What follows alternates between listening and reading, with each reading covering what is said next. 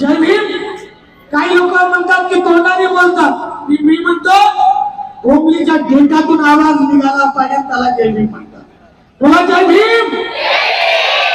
कि मतलबी चेहरों में बनावट की सजावट होती, मतलबी चेहरों में बनावट की सजावट होती है, और जिनको जय भीम बोलने में शर्म आती है उनके खून में मिलावट होती है.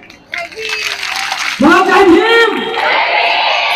पुन्हा जगदांच्या चरणी ग्रुपच्या उत्कृष्ट गायिका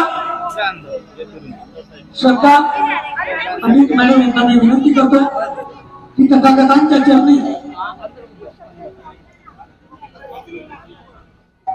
यांनी